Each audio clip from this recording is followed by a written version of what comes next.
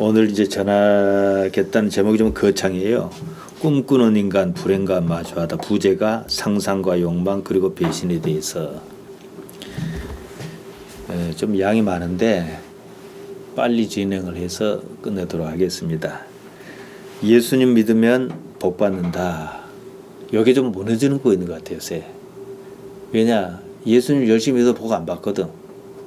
물론 복이 뭐냐? 마카리오스, 에쉐르 이런 의미는 우리가 알지만 차지하고라도 보통 복이라 그러면요 돈과 건강이에요. 그것 때문에 신앙에 열심도 내고 하지요. 근데 왜 이 말이 거짓말이냐? 단정적으로 증거가 있지요. 내가 예수님 믿어 복 받았어요. 잘 산단 말이에요. 그럼 옆에 사람이 그걸 지켜볼 거라고. 그럼 그 사람이 저 사람 어떻게 복 받는가 싶으니까 교회를 가더라는 거예요. 그래서 교회를 와요. 그러면 지금 인류의 거의 대부분이 교회에 와 있어야 해요. 그러니까 예수님 믿으면은 기존에 생각하는, 전통적으로 생각하는, 일반인이 생각하는 그런 복은 아니다. 절에 간 사람 다 망해하는데 절에 간 사람 잘 살거든요. 그러니까 우리는 이걸 가지고 복이란 게 뭔지, 나는 그것에 동의하며 살 수 있는지 이 생각을 좀 해봐야 된다는 것이죠. 지금 우리 시대에 교회는요 어느 부분의 한계에 부딪혔습니다. 지금 많은 문제를 드러내고 있는데 뭐 옛날에야 문제 없었겠습니까? 좀 많든 적든 차이는 있겠지요. 그 한계는 교회 강단이 전하는 복음이 어느 한계에 봉착했다, 엇박자를 내고 있다, 이런 뜻입니다. 그러니까 예수님 믿어 복 받는다는 것은요 그 일부분의 가능성을 일반화시켰다든지 극대화시켰다든지 이런 것이지요. 전하는 사람이나 그 말 듣는 사람이나 이제는 전하는 사람도 안 믿고 듣는 사람도 안 믿는 지경에 와 있다 이거지요. 그 때문에 갈등이 표면으로 드러납니다. 어떤 목사가 욕심이 많은 목사다 해도요 정말로 자기들이 원한 복이 툭툭 떨어지면요 아무도 저항 안 해요. 그러지 않겠습니까? 당장 이익인데. 지금 열성적인 이단 종파가 있어요. 당장은 아무런 문제도 생기지 않지만은요 이제 얼마 안 가면 거기도 예전에 이단이 그랬듯이 문제 생길 겁니다. 근데 어째서 그 이단에 사람이 모이겠어요? 회중이 강단에 대해서 아직은 희망이 있다라고 판단하기 때문이에요. 회중이 강단 메시지에 대해서 열망이 끊기면 그때부터 문제가 생기기 시작해요. 강단에 반기를 들거나 아니면 교인이 빠져나가거나 해서 수가 줄거나 그럽니다. 어떤 식으로든지 강단에 저항하겠지요. 지금 우리나라의 소위 큰 교회, 대형 교회라는 문제는 이런 초기 단계입니다. 강단에 실망하는 거예요. 자신도 믿지 않는 것을 회중에게 믿으라 했다는 사실이고 그것을 알기 시작했다 이겁니다. 교인들이 나한테 그런 거예요. 목사님 어느 교회로 갈 거예요? 나 어느 교회 가라 하기가 어려운 상황이에요. 그럼 어떻게 해요? 그래요. 어떻게 하냐고. 우선은 그러니까 옮긴 건 좋은데 옮겨갖고 그 교회에서 내가 정말로 이 교회를 옮겼다라고 만족하면 다행인데 안 그러면 또 어떻게 할 거냐는 얘기예요. 또 지난번에 살폈습니다마는 죽으면 천국 간다는 말은 일단은 거짓입니다. 우선 예수님께서 그렇게 말씀하신 적이 없어요. 그 천국이 무엇이냐 이 문제겠지요. 여기에 대해서 3월 초에 이 자리에서 말씀드렸습니다. 무엇보다도 가장 결정적인 것은 그 말이 거짓이라는 결정적인 것은 뭐냐? 그렇게 말하는 자신은 자신이 말한 천국에 대해서 뚜렷한 그림이 없다는 사실입니다. 말만 그렇지 사실은 천국이란 것을 믿지 않았다 이거죠. 그 때문에 자꾸 언급하기는 뭐합니다마는 돈 밝히고 자기 자식에게 자기 자리 물려주고 그런 거죠. 그 나라가 그렇게 좋다면 욕먹어가면서까지 그렇게 할 이유가 없지요. 요즘 한술 더 뜹니다. 교인을 무슨 성적 욕망을 해소하는 대상으로 보는 모양이에요. 만민 교회야 이단으로 했으니까 그렇다 치더라도 제자교회도 그랬고 성락교회도 그러고 한두 군데 아닙니다. 그렇든 저렇든 천국이 있다면 자기 말하는 대로 있다면 한사코 그렇게까지 할 필요가 없는 일이다 이거지요.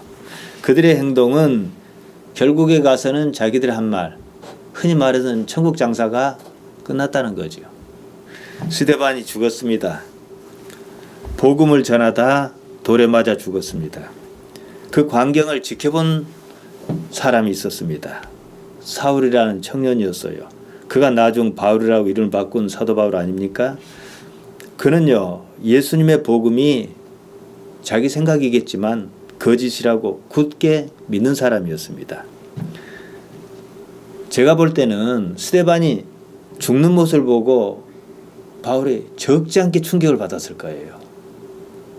스데반의 죽음은 그냥 죽음이 아니었어요. 천국 백성의 모습이었거든요. 스데반에게는 죽음이 그다지 중요하지 않아 보였어요. 죽음보다 더 큰 가치가 있지 싶은 그런 게 보였다는 거지요. 그때의 충격이 다메섹으로 가는 중에 아마 그런저런 일로 회심으로 나타나지 않았나 싶습니다. 지금 교회 강단에는요, 스데반이 전했던 복음은 없어요. 스데반이 무슨 말을 했는지 한번 보세요. 지금 교회 강단은 그냥 돈이에요.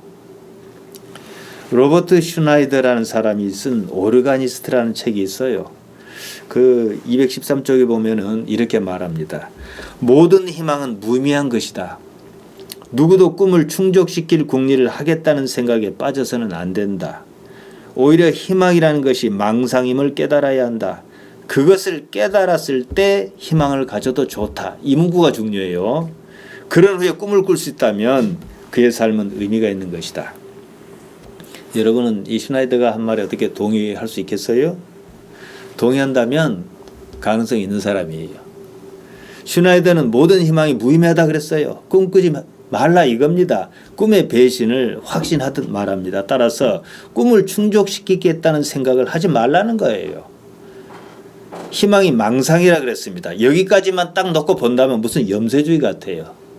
염세주의란 인생이 아무런 가치가 없다 그런 건데 염세는 세상을 싫어한다 이 뜻입니다. 슈나이더는 일단 희망을 부정해 의심합니다.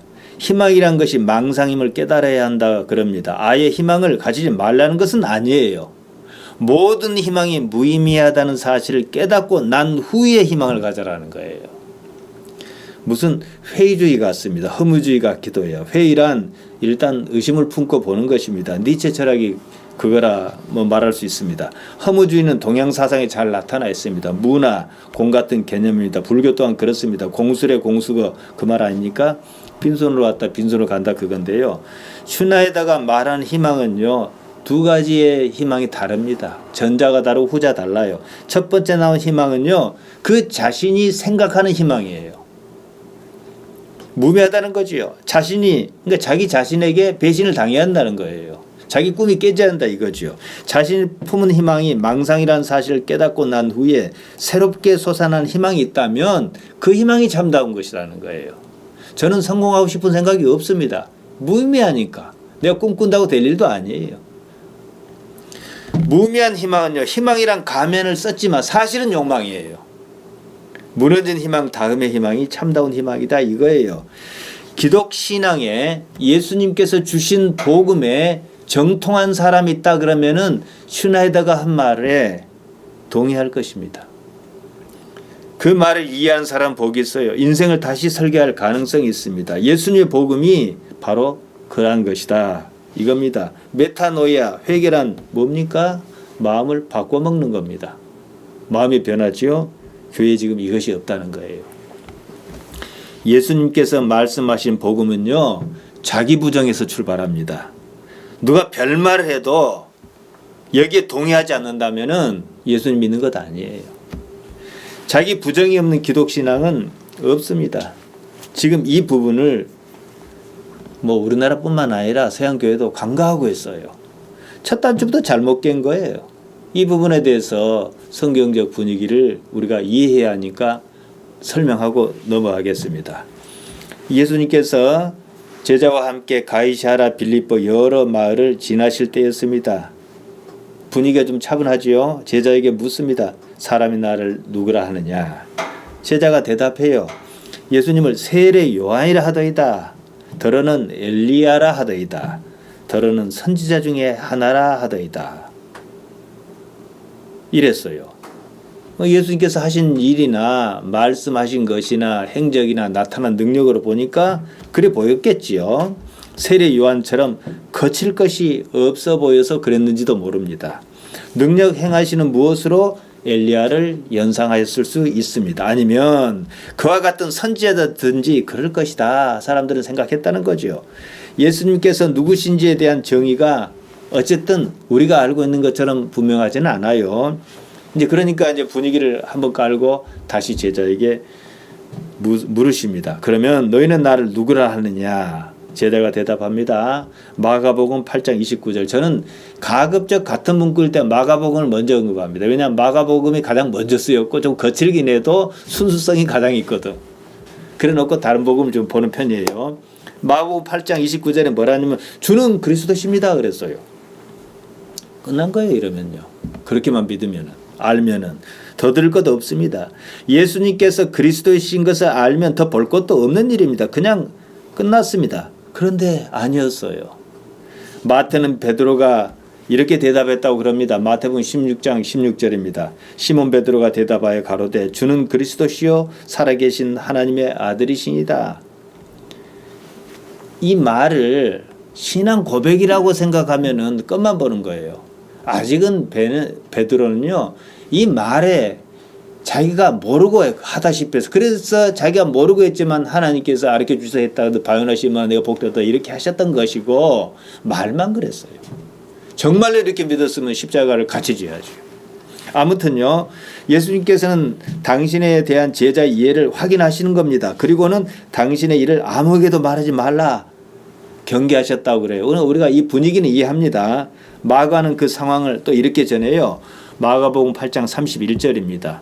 인자가 많은 고난을 받고 장로와 대제사장과 서기관에게 버림받아 죽임을 당하고 사흘 만에 살아나야 할 것을 비로소 저에게 가르치시되 왜 비로소 가르치셨어요? 내가 누군지 어찌됐든 주는 그리스도시요 살아계신 하나님의 아들이십니다라는 고백이 깔렸기 때문에 비로소 가르치셨던 거예요. 당신이 십자가에 달리시는 고난과 죽음에 대해서 비로소 저에게 가르치셨습니다. 제자가 예수님을 어떻게 이해하고 있는가를 확인하고 다음번 일을 이제는 말씀하신 거예요. 여기에 대한 반응이 의외였습니다. 마가는 이렇게 전합니다. 마가복음 8장 32절요. 드러내놓고 이 말씀을 하시니 베드로가 예수를 붙들고 가나매. 마태는 더 리얼하게 나옵니다. 이제 드러내놓고 당신이 어떻게 앞으로 일이 있을 것이다 그러니까 당신의 사역을 드러내셨어요. 베드로가 가냈다. 가냈단 말은 우리 사전에 찾아보면 고치도록 말하다. 그러니까 그렇게 하지 않도록 한다 이런 뜻이에요. 원어에서 보면 의미가 더 강경합니다. 에피티마이라는데요. 원형이 에피티마오입니다. 꾸짖다. 예수님을 꾸짖었어요. 그러지 마옵소서하고 예수님 막 뭐라 그런 거예요. 베드로가. 그러니까 내가 옳다는 거예요. 이 문제가 있잖아요. 이게 생각해 보세요. 자기가 뭔데 예수님한테 그러지 마십시오. 야단을 치고 꾸짖고 내가 옳습니다. 이러냐고. 지금 우리 교회가 그러고 있어요. 명사로서 에피티미아라고 하면요. 처벌, 형벌이라는 뜻도 있어요. 예수님을 처벌하시겠다는 건지. 원문에서 보면 베드로가 바로 그 자리에서 아르코라고 나와요. 이 뜻은 뭐냐? 지배적으로 나섰어. 첫 번째로. 그러니까 다른 제자도 똑같은 생각이었다는 얘기예요. 베드로가 대표로 그렇게 한 거예요. 이에 예수님께서도 이거 가만 놔두면 안 되겠다 싶으셨던지 베드로를 꾸짖으셨어요. 똑같은 단어를 씁니다. 에피티마오. 그러니까 베드로가 예수님을 막 뭐라 그러니까 예수님께서도 막 뭐라 그럴 거예요. 그리고 뭐라 했어요? 사단이라 그랬어요. 사단아 내두로 물러가라 그랬잖아요.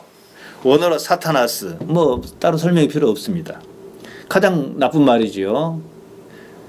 베드로는 그 말 한마디에 예수님을 대적하는 사단으로 전락하고 말았어요.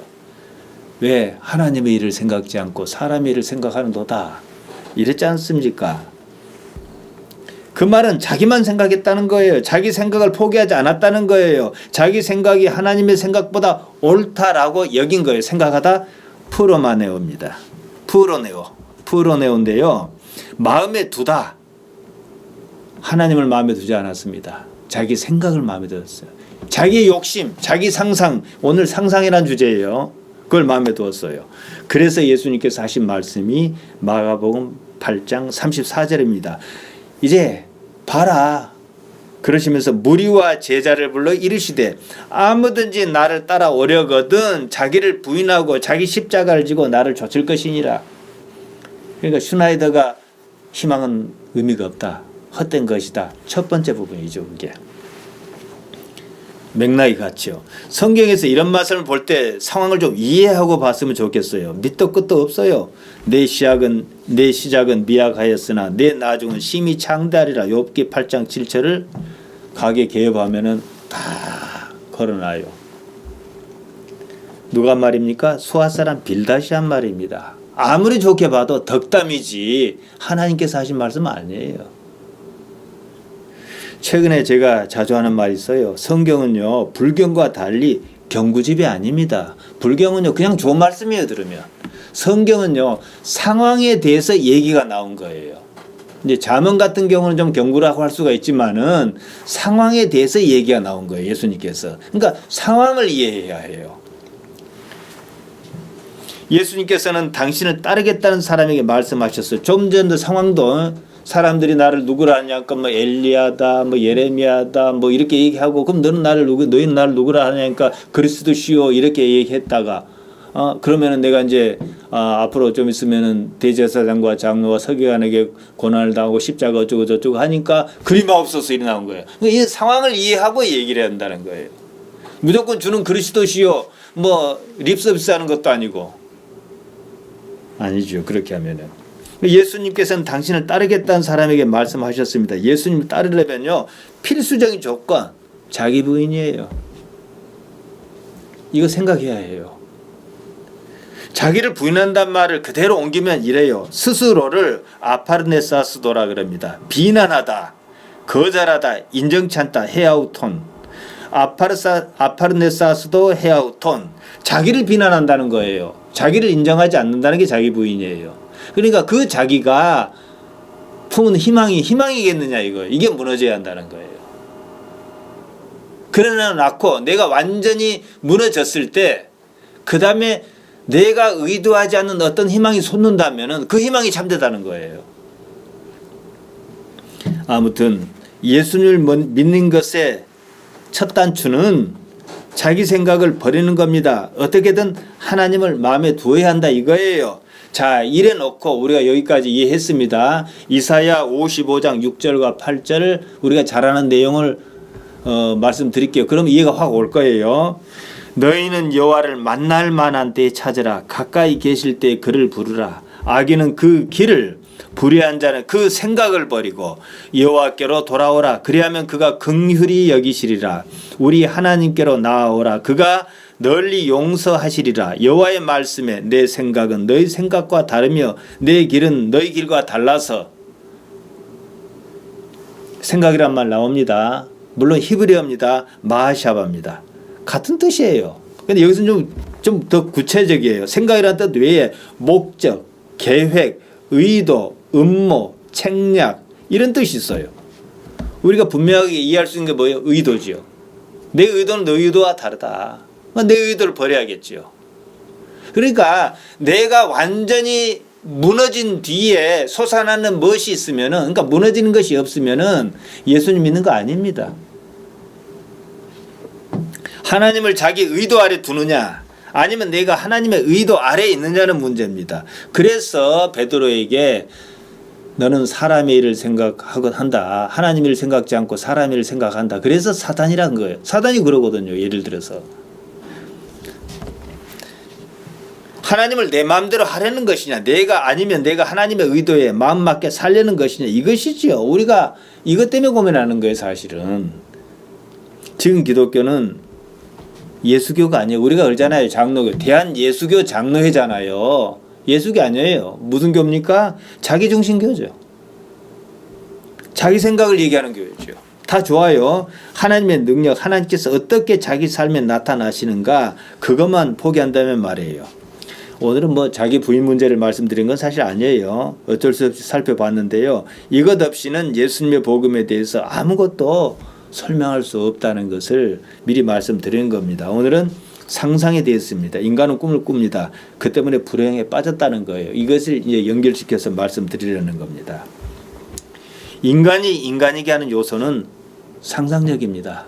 지난 1월 26일 여기서 채플에서 무엇이 인간이게 하는가를 말씀드렸습니다. 교토대학교 영장류 연구소 얘기를 예로 들었어요. 마츠자와 박사는 수십 년 동안 침팬지를 연구했습니다. 단기 기억 능력은 침팬지가 오히려 인간보다 우수했습니다. 도구도 사용할 줄 알아요. 우리처럼 이렇게 세련된 언어 구사는 하지 못하지만 의사소통도 합니다. 아기를 돌본다든지 이도 잡아주고 그래요. 협동심 이것도 있어요. 그러니까 침팬지하고 인간이 어떤 기준으로 인간과 침팬지를 구분할 수 있는가에 없는 거예요. 구분 기준이. 유전 정보를 분석해보면 거의 비슷해. 끄트머리만 좀 달라요. 그러던 중 마츠자 박사는 한 가지 놀라운 사실을 발견했어요. 침팬지는 인간과 달리 상상력이 없다는 거예요. 이것을 실험으로 증명했습니다. 케이지를 세 칸으로 나눴어요. 철망으로 이제 얼기설기해서 이제 손만일이 들어가고 몸을 못 빠져나가는 케이지가 있단 말이에요. 침팬지 두 마리를 어미 침팬지와 애기 침팬지를 새끼 침팬지를 각각 격리시키고 다른 케이지에는 먹을 것을 뒀는데 손을 이리 뻗어서 손이 안 닿는 거리예요. 그리고 애기 침팬지가 있는 케이지에는 막대기가 있어요. 어미가 저걸 먹고 싶은데 아무리 봐도 안 닿는 거예요. 가해 보니까 자기 새끼 침팬지 케이지에는 막대기야. 저것만 주면 좋겠는데 줄 생각을 안 해. 그래서 어떻게 이제 의사소통을 하고 주라 그러니까 이제 그제서야 새끼 침팬지가 막대기를 어미 침팬지 주는 거예요. 그러니까 어미 침팬지는 막대기를 가지고 긁어가지고 그걸 먹었어요. 도구 사용하지요. 언어 사용하지요. 그럼 도대체 인간하고 뭐 다르냐? 그러면 우리가 침팬지 영장류 연구소 소장님 침팬지가 우리를 가뒀어요. 그러면 우리도 그렇게 할 거잖아요. 근데 그거 갖고 인간과 침팬지를 구분 못하는데 딱 한 가지 있었어요. 어미가 그걸 먹기 전까지 하고 못하고 실수하고 실패한 것을 애기 침팬지가 상상하지 않더라는 거예요. 왜 저러는지를. 비로소 어미가 막대기를 달라고 할 때에 막대기를 주는 거예요. 이게 없더라는 거예요. 사람이 그러면요 말 안 해도 알아서 하잖아요. 알아서가 없는 거예요. 상상력, 그 다음 단계에 대한 상상력이 없는 거예요. 상상은 능력입니다. 미래에 대한 거예요. 아직 일어나지 않은 일이나 존재하지 않는 대상을 머릿속으로 헤아려 보는 겁니다. 미루어 짐작하는 능력이에요. 어미가 저렇게 애타고 있으면 왜 그런가? 이게 없는 거예요. 이건 대화가 필요 없는 거예요. 물에 빠진 새끼를 구한다든지 하는 것은 다른 문제입니다. 물에 빠진 것을 그대로면 죽을 거예요. 이건 본능이에요. 새끼를 기르고 보호하는 행위가 거기에 해당합니다. 상상력은요 생존 자체와는 크게 관계가 없습니다. 더 나은 형편을 기대하는 무엇이에요? 다른 말로 하면 내일입니다. 동물에게는 내일이 없어요. 내일을 상상하는 능력이 없어요. 동물이 내일을 알았다면요 지금과 같은 방식으로 살지 않습니다. 고양이가 있어요. 먹을 것을 충분히 확보했습니다. 지금 먹고 배가 부르니까 남아요. 고양이가 내일을 상상했다 그럽시다. 내일 먹을 음식을 따로 어디다 보관했을 거예요. 저는 고양이한테 길고양이 우리 마을인데 먹이를 주면 진짜 놀랐어요. 그냥 지나칠 수도 있는 건데 또 고양이는 탐심을 잘 안 부리더라고요. 그 놈만 그런지 몰라도 하도 뭘 못 먹고 다니니까 요새는 우리 동네에 쓰레기차가 와갖고 음식물 쓰레기 분리수거하고 싹 갖고 가버리니까 먹을 게 없어요. 또 우리 주민들이 어업 활동을 좀 하면 생선 대가리라도 좀 입고 할 텐데 없단 말이에요. 부쩍 마르는 거예요 새끼들이. 그래서 싹 줬거든요 사다가 사료를. 그러니까 어느 정도 먹으면 안 먹어요. 그러면 이게 나중에 비가 오고 그럼 불어버리고 상하고 이러는데 우리 생각 같으면은 제가 좀 여유 있게 줬으면은 좀 놨다가 뒷날 좀 먹으면 되는데 그게 없어요. 내일이 없어요. 그런 거예요. 상상력을 못해요. 상상을. 이것이 내일 먹으면 좋겠다라고 상상을 못하는 거예요. 그래서요 지금 먹고 지금 배부르면 끝이에요. 초원의 사파리의 사자도 그래요. 지금 짐승 잡아먹고 배부르면요, 옆에 토끼가 있든 멀든 귀찮게 많으면 내버려둬요. 배가 고프면 그때 어슬렁 배가 고픈데 뜀박질 나는 거 얼마나 힘들겠어요. 그래서 동물의 세계는요, 진보가 없습니다. 삶에 따른 진화는 있지만은 진보는 없어요. 천년 만년 지나도 똑같아요. 사람은 그러지 않아요. 천년 전 우리 조상의 삶과 만년 전 우리 조상의 삶과 지금 우리 삶은 달라요. 뭐냐? 진화 때문에 그런 게 아니고 진보 때문에 그래요. 상상력 때문에 일이 바뀌었다고요. 삶의 모습이 어떻게 변했는지 역사가 그것 아닙니까? 앞으로도 다를 거예요. 어디까지요? 신에 이르기까지요. 궁극적인 종점에 신이 있으니까. 바벨탑 얘기도 거기에 대한 상징적인 얘기지요. 인간은 언제나요, 더 나은 미래를 상상합니다. 꿈꿔요. 걸어다니기 힘드니까 자전거 만들었고, 그것도 힘드니까 자동차 만든 거예요. 동물은 안 그래요. 문제는 여기서 끝나지 않습니다. 상상 때문에 불행과 마주한다는 사실이에요. 에덴 동산 얘기가 그겁니다. 아담과 하와가 선악을 알게 하는 나무의 실과를 따먹었습니다. 상상력이 작동합니다. 뒤집어 말하면 뱀이 상상력을 자극한 거죠. 창세기 3장 5절입니다. 너희가 그것을 먹는 날에는 너희 눈이 밝아 하나님과 같이 되어, 보세요. 종점이 하나님이라는 거. 하나님과 같이 되어 선악을 알 줄을 하나님께서 아심이니라. 여자가 봤어요. 그전엔 그런 생각 없었는데 뱀의 말을 듣고 가만히 보니까 그럴 것 같아요. 상상력이 발동했습니다. 창세기 3장 6절입니다. 여자가 그 나무를 본즉 먹음직도 하고 보암직도 하고 지혜롭게 할 만큼 탐스럽기도 한 나무인지라. 여자가 그 실과를 따먹고 혼자 먹기 아까우니까 자기와 함께한 남편에도 주매 그도 먹은지라. 단순히 따 먹고자 하는 것은 욕망입니다. 욕망은요, 상상력에 기반합니다. 따 먹으면 지금보다 더 좋은 무엇이 있을 것이라고 상상했기 때문에 따먹은 거예요.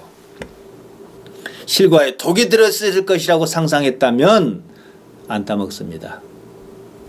그 때문에 제가 지난 챗플에서 인간의 욕망이 무엇인지 그걸 먼저 말씀드렸던 거예요. 인간에겐요, 기본적인 세 가지 욕구가 있습니다. 이것은 욕망의 원천입니다. 수면욕, 식욕, 생식욕입니다. 이것은 동물에게도 있어요. 동물적 욕구지요. 생존에 꼭 필요한 기능이에요. 수면욕과 식욕은 뭐 따로 거론할 필요 없습니다. 성욕은요, 생식욕의 확장입니다. 따라서 성욕을 생식욕이라고 보면, 그렇게 말하면 그건 맞는 말은 아니에요. 물론 성욕에는 특별한 기능이 있다. 제가 지난 시간에 말씀드렸습니다. 우리 마을에 고양이가 살아요. 누가 기르는 것도 아닙니다. 스스로 번식했어요. 종종 안타까워요. 아까 말씀드린 대로 청소차가 시에서 관리를 잘하다 보니까 먹을 게 없으니까 고양이가 삐쩍 말라요. 그렇다고 해서 우리가 책임질 수 있는 것도 아닌데 함부로 뭘 주기도 어려워요. 깨끗한 것은 좋은데 이제 고양이가 문제지요. 먹을 것이 없어요. 몰라서 그렇지 아마 만약 그냥 어디 안 보는 데서 굶고 죽기도 하고 그러지 않겠나 싶어요. 어미 고양이가 새끼를 뵌 거예요. 그 딱 보니까 말라 있어요. 식욕을 제대로 해결할 수가 없는 거예요. 우리 생각입니다만은 어떻게 먹고 살려고 새끼를 뵀을까? 우리는 이렇게 그냥 흔히 표현을 해요. 먹고 사는 문제를 생각하지 않은 거죠. 그냥 본능에 따라 생식행위를 했을 뿐입니다. 사람과 달라요. 이것만 보더라도 사람은 왜 안 합니까? 상상하니까. 내가 결혼하면은 못 살 것 같아. 안 해. 애 낳으면 힘들 것 같아. 안 해. 상상력이 그렇게 한 거예요. 근데 상상력은 언제나 맞다는 보장은 하나님께 하시지 않습니다. 이게 민감하지요. 이것만 보더라도 인간의 성행위는요, 생식력에서 확장이라는 것으로 이해하고 구분은 좀 해야 한다는 거죠. 동물이 뭐 사랑해서 새끼 베고 그럽니까? 이 문제는 지난 시간에 제가 충분히 말씀드렸습니다. 인간에게도 여전히 본능적인 생식력이 있습니다. 이제 제 나이가 이제 그런 나이인데요. 제 주변에 보면요, 아이를 그렇게 싫어하는 사람도 자기 손주 보면 그냥 이뻐 죽으려고 그래요. 껍벅 죽어요. 왜 그런지 아십니까? 생식욕 때문에 그런 거예요. 아니 손주 이쁜 거다고 생식욕하고 무슨 상관이냐 이렇게 보겠지만요. 손주 볼 때쯤이면요. 생식욕이 떨어집니다. 여자는 폐경이 오고 남자들도 그래요. 그러니까 어떻게 해요? 생식력이 좋아 보인다는 것은 손주가 좋아 보인다는 것은 생식력이 그렇게 변화해서 나타났을 뿐이에요. 이게 종족 번식의 이유 때문에 그런 거예요. 동물학적인 문제란 이거죠. 한사코 자기 자식의 담임 목사 물려주려고 그래요. 그런 관점이라면 생식력 때문에 그래요. 자기가 갖고 가는 거 아니잖아요. 원래 개체는 달라요. 자기 자식이든 자기든. 생식력이 그런 거예요. 그러니까 뭐예요? 아직은 죄송하지만 동물이다 이거예요. 우리가 왜 예수님을 믿고 하나님을 아버지로 모십니까? 동물의 차원을 넘어서기 위해서 그런 것이지. 수면력, 식욕, 생식력 해결하려고 그런 거 아니에요. 최근 대한항공 경영주 집안 사태가 가관 아닙니까? 그런 부모 밑에 그런 부모 그런 자녀 가능하다는 것이 놀랍습니다. 그럼에도 재벌 집안 대개가 그래요. 생식욕의 문제예요. 생식욕 호르몬 문제입니다. 그것이 그렇게 작용한 겁니다. 교회를 자손만대 물려준들 영원한 세계와 무슨 상관이 있습니까? 본능에 따른 행위일 뿐입니다. 재벌이 그 많은 돈 가지고 저승 갈 것도 아니에요. 자손만대 물려준들 그것이 자신의 영생을 보장하지도 않습니다. 이론적으로는 다 알아요. 근데 생식욕의 허용을 안 하는 거예요.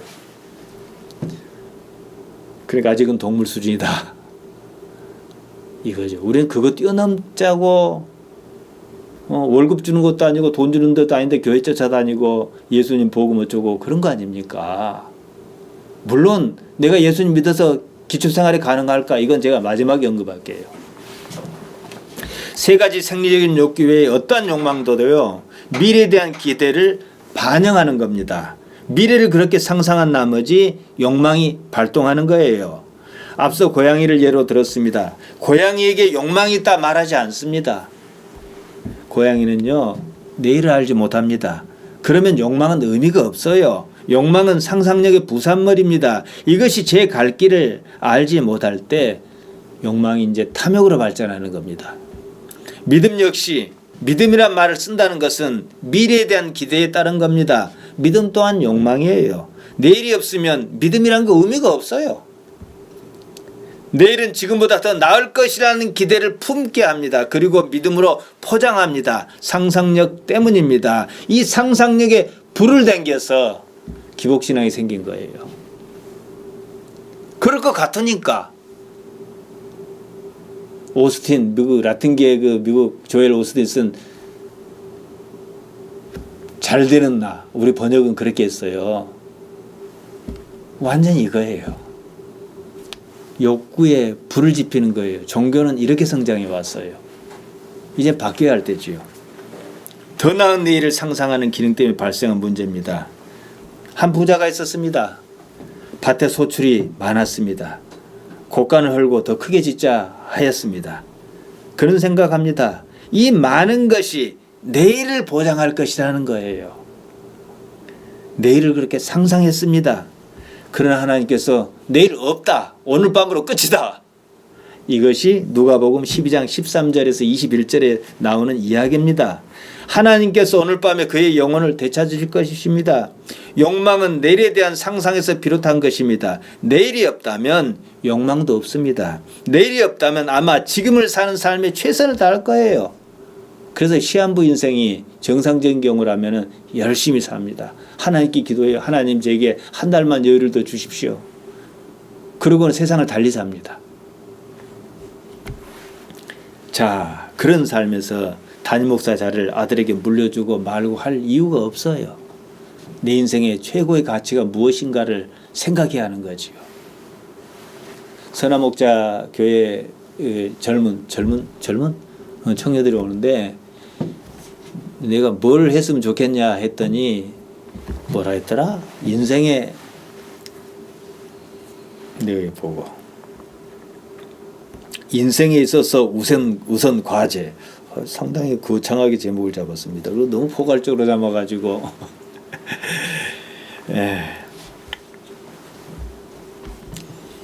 인간은요 미래를 기대합니다. 서울대학교 심리학과 곽금주 교수에 따르면 사람은 조사를 해보니까 내일에 대해서 어떻게 상상하냐, 거의 대부분이 낙관적으로 생각하다는 거예요. 오늘보다 더 나을 것이라고 생각한다는 거예요. 근데 이것의 긍정적인 기능은 뭐냐? 오늘 살게 한다는 거예요. 그런데 낙관적으로 생각한 만큼 자다 깨어나면 안 그래요. 꿈은 일단 깨는 게 좋아요. 현실적으로 보자는 거죠. 내일을 생각할 때요. 내일이라는 걸 생각할 때 어떻게 해야 뇌에서 쾌감물질을 분비한다는 거예요. 조사해 보면. 그러니까 내일을 생각하는 순간 쾌감물질을 분비시켜 뇌가요. 뭐 하려고요? 오늘 안 죽게 하려고. 뇌가 우리를 지배하는 거예요. 뇌는 나가 아니거든. 뇌가 지가 살라고 쾌감물질, 내일을 생각하면 쾌감물질을 내놔요. 요새는 또 그런 연구가 발달하죠. 뇌가 나인가. 그 제가 다음에 말씀드릴게요. 내일을 좋게 생각하도록 하는 거예요. 내 장난이에요. 내일에 대해서 절망적인 생각이 드는 사람이 있어요. 내일이 암울해요. 지속적으로 절망적인 내일을 상상합니다. 무슨 병? 우울증. 그래서 자살하는 거예요. 자살 얘기가 나서 유다가 왜 자살했겠어요? 뭐 자책감도 있고 뭣도 있고 뭐 자기가 싫은 뭣도 있고 여러 가지 있지만 더 주변적인 얘기고 그것도 동의지만요. 내일이 없는 거예요. 유다를 최대한 좋게 포장해 봅시다. 뭐 열혈 당원이라서 예수님을 십자가에 내몰면 당신께서 어떻게 하실 것이다 하고 생각했다 그럽시다. 깨졌어요. 그것 믿고 지금까지 왔는데 내일이 없어요. 내일이 무너져 버렸어요. 살 이유가 없는 거예요. 절망이지요. 따라서 상상은요, 일단 긍정적인 면은 삶에 대한 동력입니다. 남북회담을 했어요. 그럼 뭘 생각해요? 그래 봤자 뭐 이렇게 생각 안 해요. 대부분은 좋게 생각하지요. 또 그러기를 희망합니다. 상상과 욕망은요, 때려야 뗄 수 없습니다. 오늘이 지나 내일도 살게 하는 능력이 있습니다. 그것은 또한 반대급부가 뭐냐? 인간을 불행에 빠뜨린다는 거예요. 어떤 합의점이 필요합니다. 우리 신앙은, 우리 기독교, 예수님 신앙은 딱 이 합의점 사이에 있어요. 이 방향을 어떻게 틀 것이냐 이거예요. 그래서 꿈 깨라고 하고 시작한 거예요. 자기 부인이 그거죠. 꿈 깨고 꿈 꿔라 이거예요. 그래서 제가 슈나이더 말을 인용한 겁니다. 네가 꿈은 깨져야 할 꿈이다. 새로운 꿈을 꿔라 이거죠. 욕망은 상상력이 주는 힘으로 내일을 바라봄으로 오늘을 살게 합니다. 그 때문에 불행과 마주한다는 사실입니다. 여기서 그럼 어떻게 할 것이냐? 우리 어떻게 하지요? 이런 물음이 마땅히 나와야 합니다. 인간에게는 본능 이상으로 상상하는 능력이 있습니다. 그것이 욕망으로. 그리고 불행을 낳는 이 사슬구조부터 인식을 해야 해요. 비슷하게 말한 사람이 있습니다. 야고보입니다. 1장 15절이죠. 야고보. 욕심이 잉태한 즉 죄를 낳고 죄가 장성한 즉 사망을 낳느니라. 우리 다 이 말 아는 것 같아요. 그러나 제가 오늘 말씀드린 식으로 얘기를 해볼게요. 상상력이 욕망을 낳습니다. 그 욕망이 탐욕으로 발전했을 때 죄 곧 하마르티아가 생길 수밖에 없는 구조라는 거예요. 그러면 영혼의 세계를 담보할 수 없습니다. 어느 시점에 그 연결고리를 끊어야 한다. 이것입니다.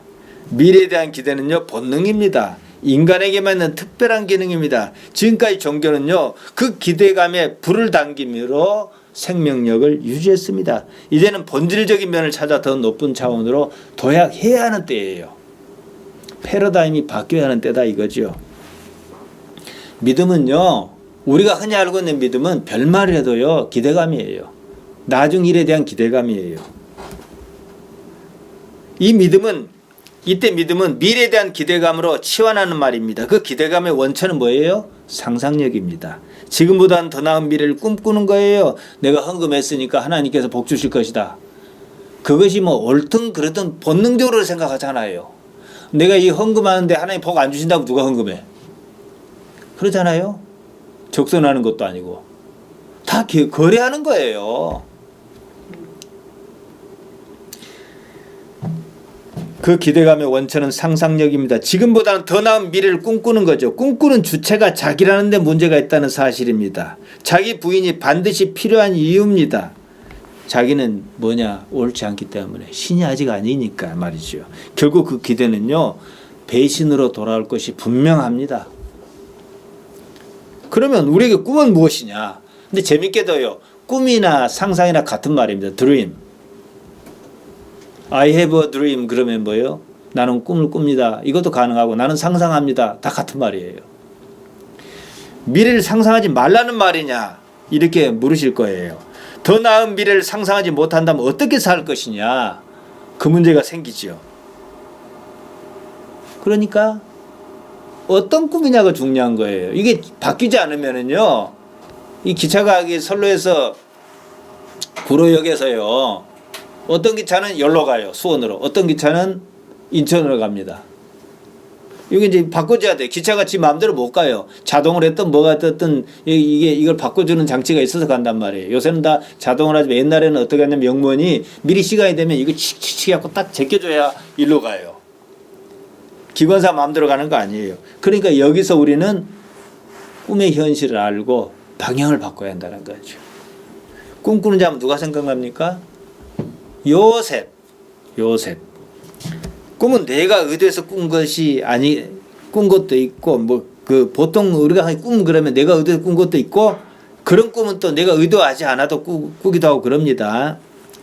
마찬가지예요. 내가 의도해서 상상했건, 그런 꿈을 어떻게 꾸었건, 마찬가지입니다. 요셉이 어느 날 꿈을 꾸었습니다. 생각 없이 꿈 얘기를 했어요. 창세기 37장 7절입니다. 우리가 밭에서 곡식을 묵더니 내 단은 일어서고 당신들의 단은 내 단을 둘러서서 절하더이다. 요셉이 또 꿈을 꿨어요. 그 이야기를 형들에게 했습니다. 창세기 37장 9절이에요. 요셉이 다시 꿈을 꾸고 그 형들에게 고하여 가로되 내가 또 꿈을 꾼즉 해와 달과 11별이 내게 절하더이다. 그랬습니다. 이 일로 형들의 시기와 미움을 샀습니다. 아버지 야곱은 그런 요셉을 나무라 했어요. 그러면서도 한편으로는 마음에 두었다. 이럽니다. 창세기 37장 11절이에요. 그 형들은 시기하되 그 아비는 그 말을 마음에 두었더라. 아버지 야곱은 요셉이 한 말을 마음에 두었습니다. 요셉이 꾼 꿈을 믿느냐 마느냐 이 수준은 아니고요. 그 꿈이 어떻게 나타날 수도 있다는 가능성에 여지를 둔 거예요.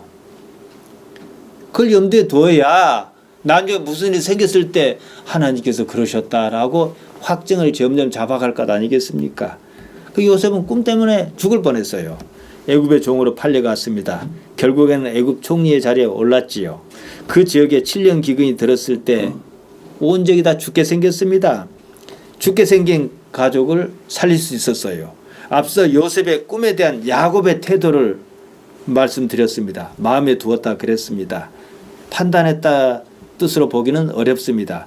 나중에 어떤 일이 닥쳤을 때 그때 그 꿈이 이것을 말하는 것이었구나. 적어도 그런 여지를 두었다는 것으로 이해합니다. 요셉의 꿈대로 해와 달과 11별이 절한 일이 생겼어요. 그때 그 꿈을 마음에 둔 사람이라면 이 상황을 보고 뭘 느꼈겠어요? 하나님께서 우리를 예비하셨구나. 그럴 것 아닙니까? 인생을 산 요셉은 좀 달라요. 이런 상황이 무엇을 의미하는지 깨달았을 것입니다. 그 꿈은 하나님께서 장차 어떻게 하시겠다며 사실 예고하신 거예요. 당시에는 물론 알 수 없었지만 말이에요. 구태 모른다 해도 상관없습니다. 그때 가면 자연스럽게 알게 될 것입니다. 여기서 중요한 사실이 있어요. 지속적으로 하나님 안에 있을 수 있겠느냐? 그 문제입니다. 그런 사람의 꿈은 그냥 꿈이 아니라는 거죠. 꿈은 내가 꾸는 것도 아니고 내가 현실화 쓰는 것도 아닙니다. 내가 상상한다 해서 그리 되는 것도 아니에요. 꾸게 하는 이가 이루게 할 것입니다. 내가 더 나은 미래를 상상한다 해서 그것을 이룰 수 있는 것도 아닙니다. 하면 된다 이 말 억지입니다. 자기 개발서나 군사 독재 정권에서 하는 말이에요. 믿으면 이루어진다라고 생각하고 싶습니다. 그것은 교회 성장에는 도움을 줄 것이에요. 하지만 배신은 각각이 감당해야 해요. 온전하지 못한 자는요, 믿지 않아도 문제지만 무엇을 믿어도 탈이에요. 그래서 자기 부인은 그만큼 중요한 겁니다. 인간은 상상합니다. 동물에게는 그것이 없습니다. 상상에는 특별한 기능이 있어요. 선악을 알게 하는 나무의 실과를 따먹을 수 있었던 것은요, 상상하는 능력 때문입니다. 보암직도 하고 먹음직도 하고 보암직도 하고 지혜롭게 할 만큼도 했어요. 상상한 거지요. 그렇지만 그 상상대로 됐습니까? 아니지요. 아무튼요, 결과를 좋게 평가합니다. 결과가 나쁠 것이라고 상상했다면 따먹을 생각을 하지 않습니다. 하나님께서 그러면 결과를 예고하시지 않으셨느냐? 하셨어요. 창세기 2장 16절 17절입니다. 여호와 하나님께서 그 사람에게 명하여 가라사대 동산 각종 나무의 실과는 내가 임의로 먹되 선악을 알게 하는 나무의 실과는 먹지 말라. 내가 먹는 날에는 정령 죽으리라. 이렇게 예고를 하셨어요. 근데 이 예고가 상상의 능력에는 못 미쳤던 모양이에요. 내 상상이 강한 거예요. 소용이 없었어요. 사람의 판단은 달랐습니다. 여자가 나무를 봤어요. 먹음직도 하고 보암직도 했습니다. 지혜롭게 할 만큼 탐스럽기도 했습니다. 그렇게 상상했다는 거지요. 그래서 따먹었습니다. 함께한 남편에게도 주었어요. 만일 상상하는 능력이 없었다면 어쩌을까요? 있는 것을 있는 대로 봤을 거예요. 산은 산이요, 물은 그냥 물이었을 것입니다. 상상하는 것이 산을 산으로 안 보게 만들고, 이명박 전 대통령도 차명으로 전지에 만지 땅을 많이 사놨잖아요. 상상하는 능력이 있어서 그런 거예요. 돈이 될 것이다 하고. 여자가 배가 고파서 실과 따먹은 것 아닙니다. 이 이야기는 인간이 동물이 아니라는 사실을 증명해 주는 거예요. 하나님의 말씀을 어겼느냐 어기지 않았느냐 이것이 중요한 게 아니에요. 우리에게는. 그 사람들한테는 중요하겠지만 그 문제 말하는 거 아니에요. 그건 나중 문제입니다. 동물에게는요, 하나님의 그런 말씀이 구태여 필요하지 않습니다. 어떻게 보면은 본능이라는 로직이 작동해요. 프로그램처럼 말이에요. 판단하고 말 것이 없어요. 본능에 따르면 그만이에요. 프로그램대로 움직이는 것과 같습니다. 사람은 그러지 않습니다. 미래에 대한 상상, 곧 예상은 나중에 대한 거예요. 지금이 아닙니다. 나중을 상상할 수 있다는 것은 재밌게도 지금을 어떻게 살 것이냐, 그것에 영향을 미친다는 거예요. 먹음직, 보암직, 지혜롭게 할 만큼 이런 용어는 지금을 표현하는 말이 아닙니다. 미래에 대한 상상의 표현을 지금 가져다 쓴 거예요. 미래에 대한 상상은 언제나 기대만큼의 결과를 가져다 주지 않습니다. 여기서 인간이 일단 좌절해요. 그렇게 애썼는데 나는 이런가. 심지어는 내가 그렇게 교회를 열심히 다녔는데 내 사는 건 왜 이 꼴인가. 왜 이 꼴일까요? 자기 부신한테서 그런 거예요. 처음부터 잘못된 거예요. 그래서 슈나이더 말을 제가 인용한 거지요. 인간이 가지는 딜레마가 여기에 있습니다. 선악과 사건은요, 극적인 딜레마를 나타냅니다. 사실은 실과를 따먹어도 문제고 따먹지 않아도 문제예요. 여러분 어느 편을 선택하겠습니까? 그걸 따먹지 않으면 죽지는 않을 거예요. 그냥 그뿐이에요.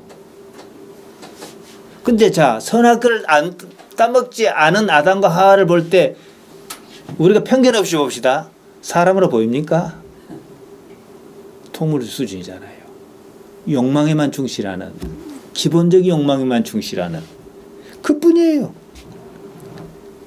그냥 그렇게 사는 거예요. 왜 하나님이어야 하는지, 인생이 무엇인지 생각할 이유가 없습니다.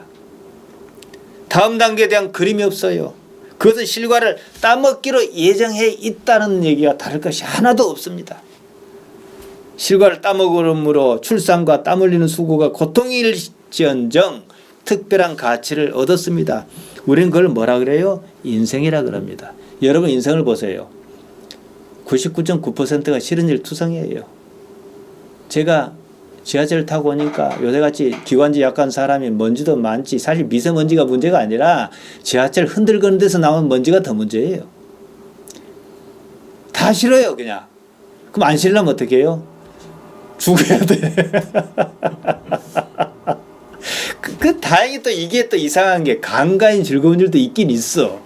그러니까 자, 아까 우리 인재 씨랑 그런 얘기를 했는데, 제가 30년 전에 우리 친척 때문에 기도원을 막 암 낫게 하려고 쫓아다니고 그랬단 말이에요. 냉장에 보면요, 기도원 가서 병 못 고친 사람이 더 많습니다. 근데 인간이 긍정적으로 미래를 좋게 상상하는 능력 때문에 안 낳은 사람은 다 죄해버리고 낳는 사람만 갖고 매여. 난 거기 속하고 싶으니까. 그거 같아요. 아무튼요.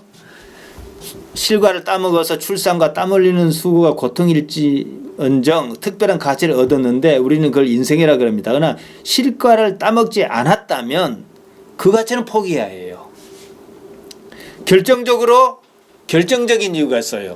그 사건 때문에 여러분이 이 세상에 있다는 거예요. 출산. 아담 할아버지와 하와 할머니가 실과를 따먹은 덕에 오늘날 우리가 여기 살아 있습니다. 여자에게 출산은 고통스러운 일입니다. 자녀를 양육하는 일도 만만치 않습니다. 그 때문에 요새는 뭐 살기 힘들다고. 살기 힘들지요. 그래 옛날엔 더 살기 힘들었어요. 몰라 우리 윤자 씨 같은 경우는 그런 경험의 세대가 가능하겠죠. 정말로 저 쌀이 없어 쌀은 고사하고 보리도 없어갖고 상추하고 된장만 싸먹은 시절이 있었어요. 그러니까 속이 데려가지고 바다에 그 표주말로 잘피라 그러는데 찔피라는 게 있어요. 그게 뭐가 맛있겠어요. 그거 너무 많이 먹어가지고 속이 데린다고. 아무튼요. 그 때문에 결혼도 포기하고 아이를 낳아 기르는 일도 포기했다고 그럽니다. 어느 쪽이 더 좋다고 물론 단정은 못해요. 사람마다 상황이 다르니까. 그러나 분명한 사실은 제가 말씀드릴 수 있는 게 있어요. 아이 때문에 얻을 수 있는 고통도 있겠지만 아이 때문에 얻을 수 있는 즐거움도 포기해야 한다는 거예요. 삶의 얘기가 그만큼 줄어듭니다. 삶은 이야기예요. 인생은 사연입니다. 한 사람보다는 두 사람 사이 이야기가 훨씬 더 많습니다. 두 사람보다는 세 사람 사이 이야기가 풍성할 수밖에 없어요. 세상에 수십억 명의 사람이 삽니다. 그 중에 정말로 내 것을 가리지 않을 수 있는 사람이 몇이나 될까요? 모든 일에는 이해관계가 작동합니다. 보통의 경우는요. 그나마 가족밖에 없어요. 그래도 조금만 벗어나도요. 말도 걸러서 해야 하고 감출 것도 좀 생기고 이럽니다. 그게 급격히 늘어납니다. 가족이라는 소수 공동체에서 배우는 고유한 것이 있습니다. 제 주변에 은퇴를 앞둔 목사 부부가 있습니다. 두 사람이 너무 늦게 결혼해가지고 이제 애가 생기지 않아서 그때 당시도 상당히 늦게 결혼했으니까 둘만 남았어요. 내일이나 모레나 곧 죽을 것도 아니에요. 할 일도 없어요. 어디 끼워주지도 않아요. 하루아침에 이제 찬밥 신세인데요. 다른 목사 부부는 또 다른 목사 부부는 조금 일찍 은퇴했어요. 요새 손주 보는 재미가 쏠쏠하다 그럽니다. 물론 그런 재미 보자고 결혼하고 애기 낳지는 않아요. 인생이 그런 얘기라는 거예요. 인생 이야기가 그만큼 풍성하다는 거죠. 그런 얘기 가운데 사람이 미처 생각하지 못했던 사실 하나를 배웁니다. 그러니까 내가 이 사람하고 결혼했어요. 그러면 어떻게? 내가 당신하고 안 만나고 전에 사귀었던 여자가 결혼하면 더 잘 살았을 것이다. 물론 가지 않은 길을 평가할 수는 없어요. 또 반대로 내가 그 여자하고 결혼했으면 참 힘들었을 텐데 그렇게 평가할 수 있는 건 아니에요. 이 사람하고 만나면 이 사람하고 사이에서 얘기가 있고 이 사람하고 만나면 이 사람하고 사이에서 얘기가 있고 이런 아이를 낳으면 이런 아이 사이에서 얘기가 있어요. 근데 그 얘기가 뭐겠어요? 뭘로 얘기가 기착되겠습니까? 하나님이에요.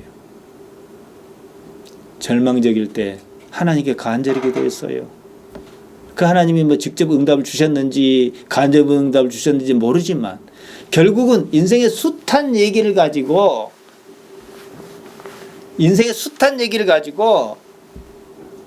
하나님 만나는 거예요. 그러니까 뭐 생각하고 복잡하고 할 것이 없으면은 우리 흔히 하는 대로 교회 잘 다니고 예수님 잘 믿으면 탈 없이 잘 살아요. 어떻게 보면 좀 무시한 얘기 같지만 말이에요. 우리 생각에요. 돈은 어느 정도 가지면 만족할 것 같습니다. 없는 사람 입장이 그러지요. 아무리 봐도 그러지 않는 것 같아요. 왜냐? 이명박 전 대통령이 감옥에 있는 것만 봐도 그런 것 같아요. 돈, 욕망의 화신을 보는 듯 합니다. 감옥에 들어가 있을 자신을 상상하고 그러지는 않을 것입니다. 언제나 잘 되는 자기를 상상했을 것입니다. 그렇게 많이 기도했을 것입니다. 결과는 자기 생각과 다릅니다. 달리 말씀드리면 상상이 그 자신을 불행에 빠뜨린 거예요. 대한항공 경영자 가족의 치부가 요새 드러납니다. 아비나 어미나 딸이나 짜증이 불리듯한데 그 보세요. 그 목소리 히스테리 목소리 보세요. 그냥 최대한 악을 쓸 때까지 쓰고 그 언어가 허용하는 범위 내에서 최대한 독한 말을 하고 그래도 분이 안 풀린 걸 우리가 심리학자가 아니라도 느낄 수 있지 않습니까? 우리에게는 그보다 더한 일이 없겠지만 그들 자신에게는 그보다 더 재밌는 일이 없어요. 더 나은 상상의 세계가 보이지 않는 거예요. 무슨 수순을 보는 듯 하지 않습니까? 욕망이 추구하는 것은요, 쾌감입니다. 황홀감이에요.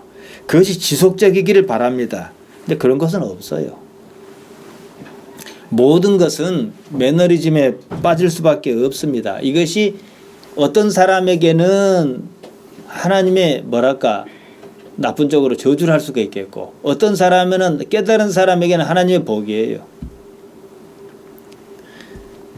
예를 들자면은 이제 중독을 다룰 때 그런 얘기가 나오는데 이제 마약을 해요. 마약이 참 좋은 거예요. 왜 좋냐? 가장 싸게, 가장 적은 노동력을 들이고 가장 쉽게 절정에 이를 수 있거든요.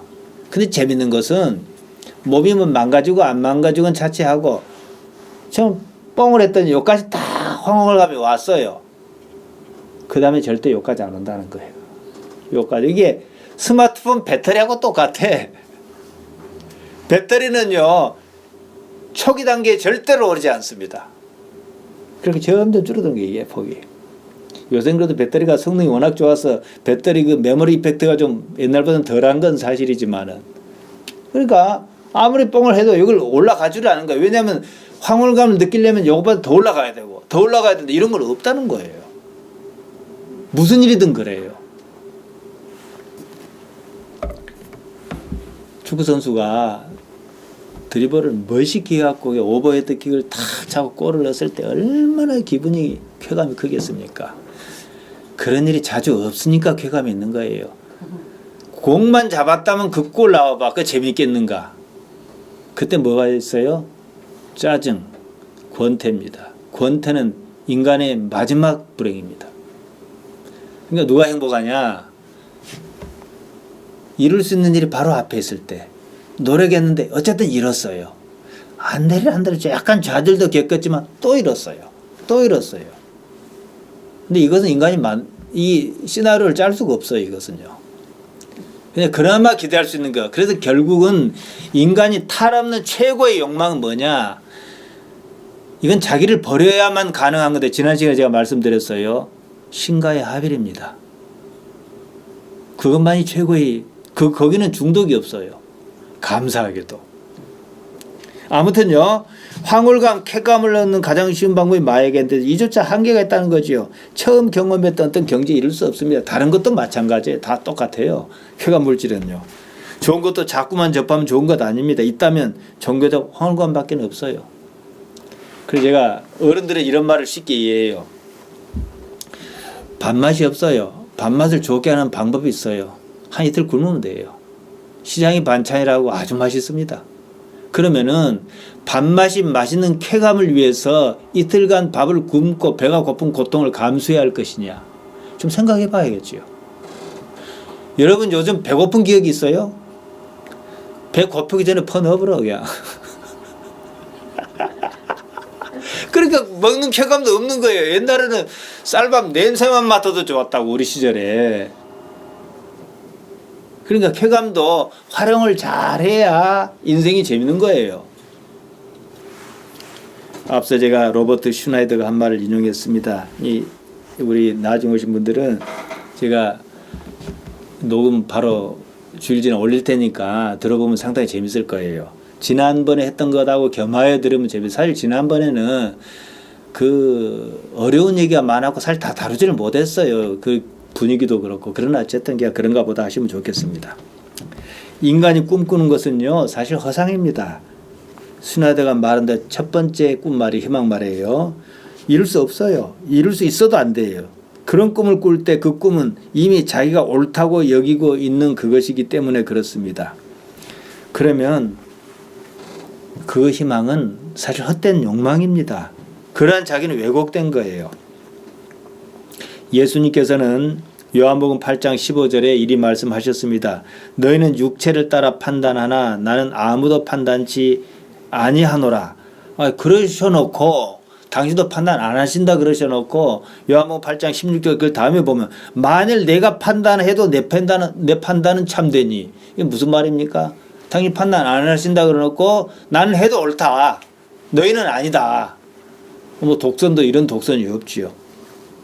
당신은 판단할지라도 참되다 그러셨어요. 그 이유가 중요한 거예요. 이유가.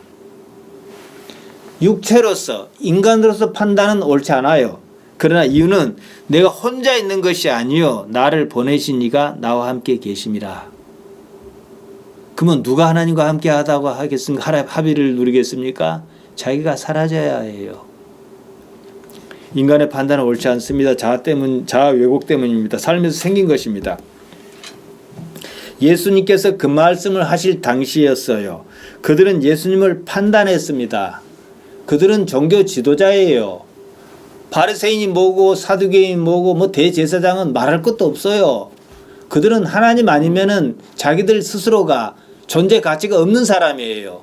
그들이 하나님의 아들, 하나님의 이름으로 하나님의 아들을 십자가에 못 박여 죽여버렸다. 이게 말이 안 되잖아요. 그러니까 하나님보다 더 큰 판단을 누가 해요? 자기죠. 그러잖아요. 정상적인 사람이라면 저 사람이 하는 얘기를 좀 들어보자. 청문회를 열든지 아니면 당신이 한 말이 무엇을 의미하는지 강연에 초청을 해보든지 내가 바꿔야 할 걸 무엇이든지 좀 생각을 해봐야 되잖아요. 그들은 성경의 기록대로 그토록 구세주를 기다려왔습니다. 정작 그분이 오셨을 때는 잘못 판단했습니다.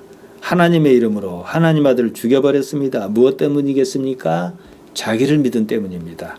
판단의 주체는 자기입니다. 따라서 자기가 올바르지 않으면 판단에 문제가 있을 수밖에 없습니다. 올바른 자기 인식이 우리 신앙의 문을 여는 열쇠일 수밖에 없다는 겁니다. 제가 언젠가 미국 세일런 마을 얘기를 드렸습니다.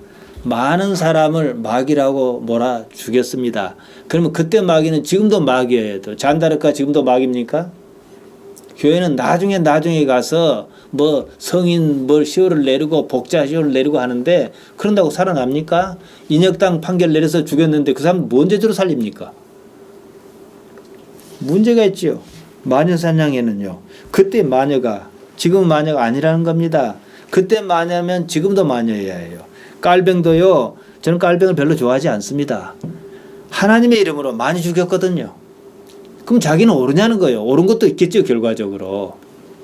어째서 이런 문제가 끊이지 않는가. 그것에 관심을 가져야 합니다. 무슨 문제가 있습니다. 결국은요. 판단의 주체가 누구냐는 문제예요. 자기 생각이 옳았던 것입니다. 그러한 자기가 판단한 겁니다. 더구나 더 큰 문제는 이런 문제가 반복적이라는 데 있어요. 예수님께서 판단하지 말라 하셨어요. 그러면 판단하지 말아야지. 잘해야 판단하지 않겠다고 노력합니다. 그뿐이에요. 그럼 판단이 무엇인지도 모르고 자기가 무엇을 한지도 모르지요. 지엽적인 거죠. 인간은 판단하지 않고 살 수 없어요. 오늘 내가 바쁜데 여기를 가야 하나 말아야 하나.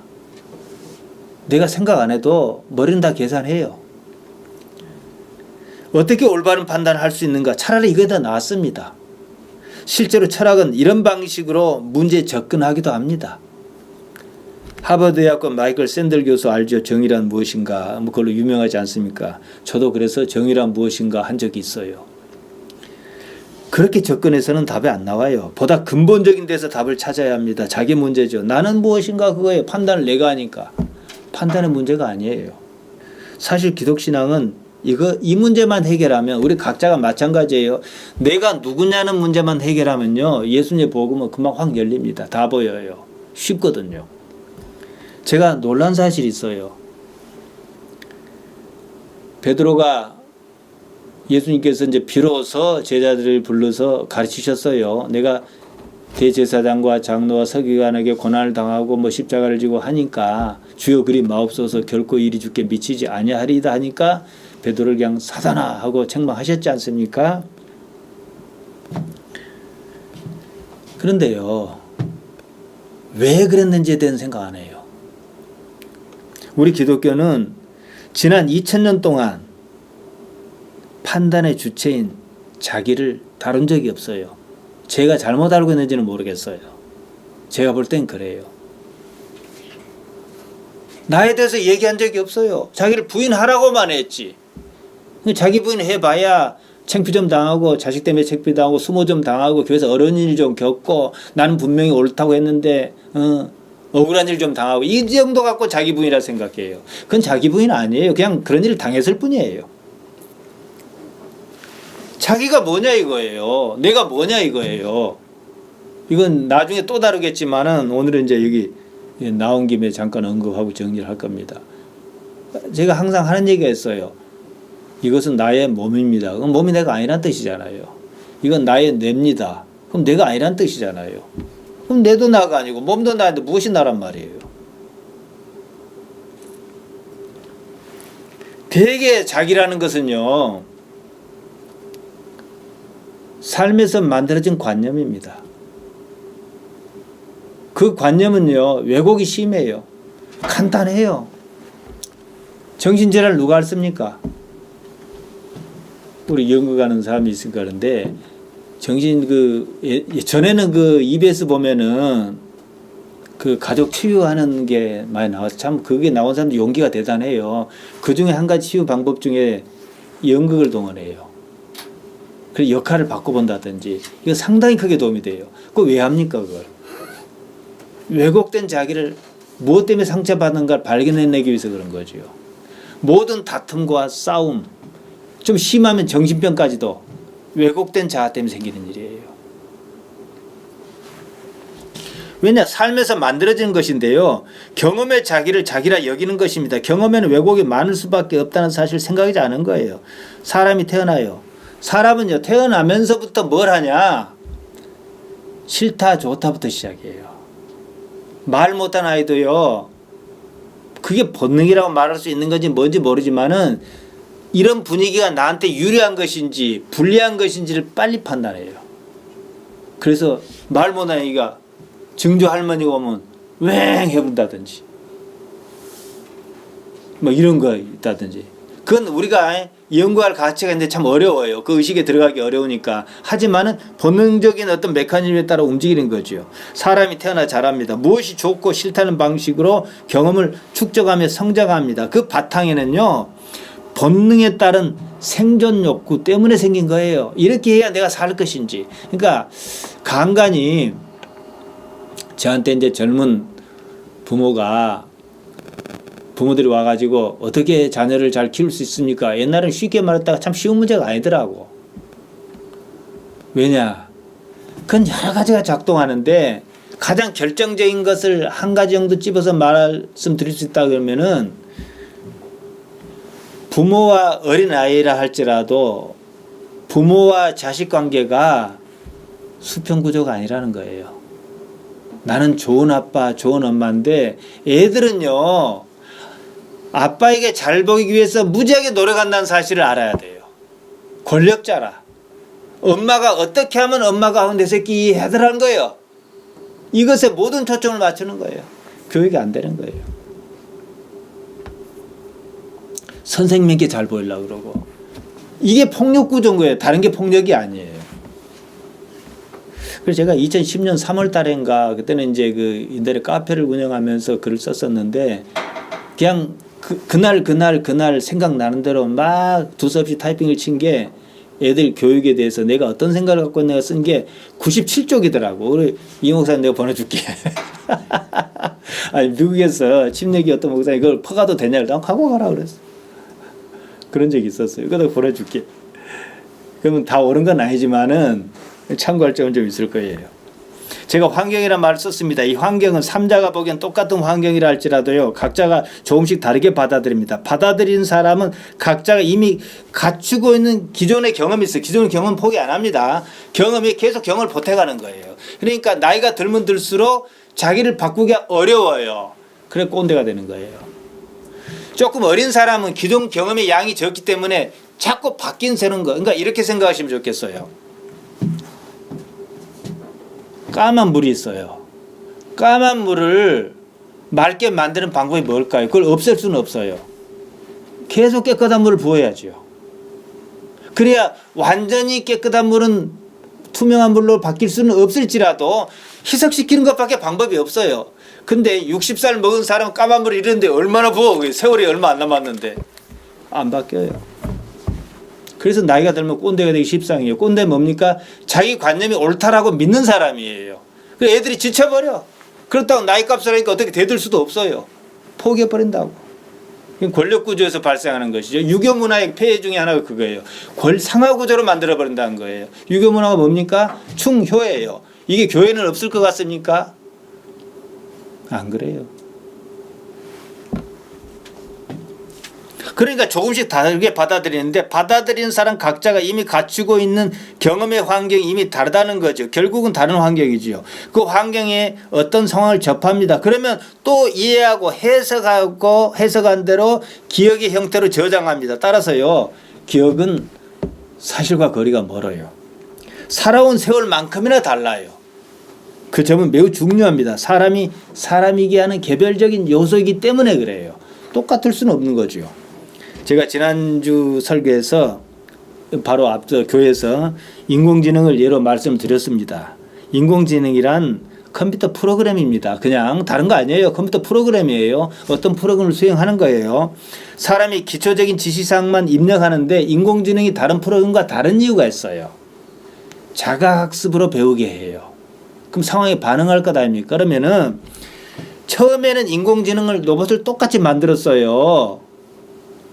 이제 요새 그 로봇이가 인공지능을 넣었다 그럽시다. 저희 장사 속으로 말하는 인공지능 말고 진짜로 로봇들 2마리를 만들었어. 똑같이 만들었어요. 근데 한 인공지능은 식당에서 배치를 했고 한 인공지능은 예배실에 배치를 했다 그럽시다. 한참 시간이 지나면 청소하는 방법이 달라져요. 그럼 다른 개체가 되는 거지. 인간이 그것과 같아요. 자, 그래서 제가 일란성 쌍태아 얘기를 했어요. 일란성 쌍태아는 난자와 정자가 결합해서 보통 애기 하나를 낳아야 되는데 어찌 초기에 분열이 어찌 되고 2개가 된 거예요. 그러면 유전자가 똑같아요. 유전정보. 그러면 한 사람이어야 하잖아요. 근데 낳는 순간부터 뭐 요 안에 생길 때부터 그랬지만 위치가 다르다든지 다르기 시작한 것이 계속 접촉을 하는 거예요. 그러면은 각각이 하나라고 할 만한 요건이 각각의 다른 둘로 나가버리는 거예요. 이 사람들이 다른 환경에서 60년, 70년 살았다 해보세요. 생각할 점이 있죠. 다른 출발선이라면 뭐 또 그렇다 할 수 있어요. 근데 같은 출발선인데 조금씩 다른 환경이 개입합니다. 그러면서 다른 의식으로 성장하는 거예요. 그러니까 의식이 언제부터 있었냐라고 말하기는 참 어려워요. 그 분명한 것이 의식의 씨앗은 인간에게 있다는 거예요. 이걸 씨드라 보자. 씨앗이 있어요. 그래서 저는 3번째 출생이란 말을 제가 그래서 썼던 거예요. 몸은 몸에서 나와요. 성경은 2가지만 나옵니다. 그러면 몸이 어느 순간에 자기라고 규정할 수 있는 의식이 생길 때가 있을 거란 말이에요. 이걸 2번째로 보자. 이건 분명히 있어요. 그 다음에 이 의식이 하나님을 인지한다. 이게 인지한다. 이게 겟노데 아노데이다. 위로부터 태어났다. 거듭났다 보자. 이렇게 해서 저는 3가지 출생이라고 말씀드린 적이 있어요. 아무튼요. 일란성 쌍태가 태어났는데요. 뭐 하다못해 한꺼번에 동시에 나오지는 않을 것이고 뭐 개복 수술을 했다 치다 그러면 먼저 빼는 놈도 있고 나중에 빼는 놈도 있고 그것도 다른 거예요. 그러니까 일란성은 아니겠지만 야곱과 에서가 안에서 치고받고 해요. 성질도 다르고 습관도 다르고 같은 부모인데도 말이죠. 야곱과 에서는 일란성이겠지만 말입니다. 그래서 요한복음 3장 3절에서 예수님께서 니고데모에게 거듭남에 대해서 말씀하셨습니다. 거듭났다는 말 겟네데 아노덴입니다. 하늘로부터 났다. 제가 자주 말씀드리지만 원래 이 뜻입니다. 요한복음 3장 6절에서 7절 보면 이렇게 말씀하셔요. 육으로 난 것은 육이요 성령으로 난 것은 영이니 내가 네게 거듭나야 하겠다는 말을 기이히 여기지 말라. 좀 이 번역할 때는 좀 조심해야 될 게 가급적이면은 말이 좀 그렇다라 원어에 맞게 번역한 게 좋아요. 가르치려고 번역하면 안 돼. 자기 이해를 넣으면 안 된다 이거죠. 왜냐 원어는 성령으로 난 건 영이라고 안 했거든요. 영으로 난 건 영이라 했거든요. 푸니마토스 푸니마로 쓰고 있다고. 육에서 난 건 육. 이건 맞아요. 사르코스 사르코스예요. 그리고 성령으로 난 건 영이라 했는데 원어로 옮기면 푸니마토스 푸니마. 그러니까 번역하면 영에서 영으로. 그러니까 육은 육을 낳고 영은 영을 낳는다. 이 말이죠. 자 그러면은 부모에게서 육이 와요. 그러면 영이 무엇인지는 차지하고라도 이것이 다른 성향을 가지게 한다 이거죠. 똑같은 육으로 아까 뭐 인공지능도 말씀드렸는데 만약에 냉장고처럼 똑같은 물건이라 그런다 그러면은 한석고 이 낳았다는 생산했다는 것 자체가 개체를 구분하지 않아요. 근데 인간은 일란성 쌍태아로 나도 개체가 다르다는 것은 무엇이 다르다는 거예요. 원료는 똑같아. 원료는 엄마 원료 아빠 원료 섞었어요. 순서도 똑같아. 일란성 쌍태아예요. 그런데 둘 놓았다. 이건 뭐가 다르지 않냐 이거예요. 뭐가 있어요. 그래서 하나님 어쩌고 저쩌고 뭐가 있는지 모르니까 하나님 어쩌고 저쩌고 하다가 자기도 모르는데 뭐가 있으니까 뭐라 그래요? 영이라 그런 거예요. 비록 관념이긴 하지만. 근데 저는 가급적 의식을 영이라 말하기는 어렵지만 가급적 의식으로 표현을 많이 합니다. 아무튼요, 우리 번역성경에서 하나님의 영을 성령으로 사람의 영을 그냥 영으로 구분했는데 원어는 구분하지 않는다는 사실이에요. 그리고 동일한 단어가 뭡니까? 푸뉴마예요. 그러니까 영도 푸뉴마, 그러니까 하나님의 영도 푸뉴마, 사람 영도 푸뉴마, 바람도 푸뉴마. 그래서 예수님께서 그것을 눈에 보이는 게 아니라 나타난 능력으로 나타난다 그래서 바람 봐라 보이냐. 그지만 나뭇가지가 흔들린 걸로 봐서 바람 있다는 거 알지 않느냐. 이렇게 말씀하셨던 거예요. 그러니까 상황 이해가 대단히 중요한 거예요. 우리 몸 부모로부터 납니다. 난자와 정자의 숭정에서 생겨요. 하지만 영, 푸니마는 하늘로부터 난다. 이 말씀인데요. 거듭났다는 말, 겟네데 아노덴, 하늘로부터 났다는 말이라고 말씀드렸습니다. 저는 영을 의식이란 구체적인 언어로 표현하기를 좋아합니다. 좀 부족하긴 하지만요. 그래놓고 보면요. 무엇인가 조금씩 풀리거든요. 의식은 있다 없다로 표현하기 어려워요. 누가 이제 뇌졸중으로 쓰러졌어요. 그럼 아무게 파하고 이 사람 의식이 있냐 없냐 이렇게 표현하잖아요. 의식이 없으면 뭐예요? 죽은 거죠. 의식이 있으면 일단 산 거죠. 그러니까 죽었다 살았다는 것은 의식이 결정하는 거잖아요. 어떤 사람 뻘뻘 살았는데 뇌가 간 거예요. 한마디로. 기억도 없고 뭣도 없고 아무것도 없어. 그럼 뭐라 합니까? 의식이 없이 살아있는 사람을 식물인간 그러지 않습니까? 그러니까 존재는 뭐예요? 몸이 결정한 거 아니라는 거예요. 죽음이 뭡니까? 몸이 죽는 거란 얘기예요. 우주가 한 점에서 시작했다고 알지 않습니까? 그럼 나도 그 한 점에서 나왔을 것 아니겠습니까? 의식의 영역이 넓다든지 좁다든지 아니면 크다든지 작다든지 보통 이렇게 표현합니다. 의식이 없다는 건 존재 가치가 없는 상태이기 때문이에요. 의식의 영역이 좁은 사람은요. 넓은 영역을 조금도 이해하지 못합니다. 아직은 의식이 덜 발달한 아이가 어린의 의식 영역 인식할 수 없습니다. 우리는 뭣도 모르고 어렸을 적에 땅을 휘젓고 돌아다녔어요. 그럼 어른이 됐을 때 그걸 보면은 왜 아이가 기뻐하는지 뭔지 우리는 압니다. 우리 보기에는 사소한 것 같지만은 그때 그 상태에서 다시 어른의 위치를 본다면 우리가 어른을 이해할 수 있었을까요? 이건 의식의 역량이에요. 그래서 우리는 신앙에서는 반드시 이 부분을 키워야 해요. 그래 우리가 상상해 봅시다. 신선 같은 성인이 있어요. 그 사람의 의식이 어떨 것 같아요? 몸은 많이 늙었어요. 저처럼 머리도 빠지고 희고 그랬는데 피부도 분명히 쭈글쭈글한데 눈에서 광채가 난다고 표현하잖아요. 의식이 그만큼 온몸을 완벽하게 제어할 정도로 장악했다는 거예요. 그 사람들은요. 아주 고도의 의식작용이 있는 사람들은 앉아서 죽기도 해요. 몸을 능가해버린 거지. 보통 사람은 육신의 지배를 당하고 말겠지만 말이에요. 이제 세상에 태어난 갓난아이의 의식은 있긴 있습니다. 하지만 매우 작아요. 의식이 환경을 만나요.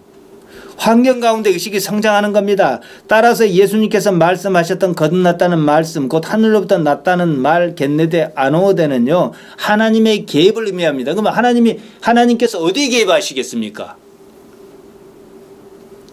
이 목사님. 하나님께서 이 목사님을 갖다 좀 길을 들여야 되겠다면 뭘로 바꾸겠어요? 돈 문제. 자녀 문제, 환경에 개입하신다 이거예요. 이해하시겠어요? 그러니까 우리가 사는 게 좀 그렇다 그러면 일단 주 앞에 엎어져 보는 것도 방법이긴 방법이에요. 그러면 하나님께서 어떻게 한 인간의 의식에 개입하겠느냐? 환경인데 이걸 좀 다시 말씀드릴게요. 어떤 사람이 자기 삶에서 하나님을 제대로 알든 모르든 인정할 수밖에 없는 환경에 내몰렸습니다. 그렇다면 그는 결국 자기 삶이라는 환경의 주인이 하나님이시라고 고백할 것 아니겠습니까? 왜냐? 하나님이라고 고백하고 자기 나름대로의 자기를 낮추려고 애를 썼고 자기 부인이 뭔지까지는 모르더라도 애를 써서 나를 비우려고 노력했고 신앙생활 하려고 하니까 삶을 주는 거예요. 그러면서 하나님을 배우는 거죠. 그래서 신앙의 단계가 높으면 높을수록 기적은 의미를 잃어가요. 첫째한테 기적이 의미가 있지 다 통한 사람은 의미가 없어요. 왜냐? 매일처럼 나타나는 기적은 기적이 아니에요. 제가 여러분께 말해요. 여러분 어떻게 태양이 하늘에 떠 있을 수 있을까요? 그럼 여러분 감동받습니까? 그건 기적이에요. 여러분 저 많은 자동차가요 아직까지는 내연기관이니까 산소를 얼마나 태우고 가겠습니까? 그 산소를 그렇게 많이 먹어버렸는데도 불구하고 자동차가 서울서 부산 가는데 산소 소비량이 얼마나 많은 줄 압니까? 그런데도 산소가 모자라지 않는 여러분 얼마나 기적입니까? 그럼 여러분 감동 받습니까? 요만한 얘는 감동받아 눈물 흘리면서 우주에 대해서 얘기하면 감동을 하나도 안 받는 이런 것은 무슨 상황입니까?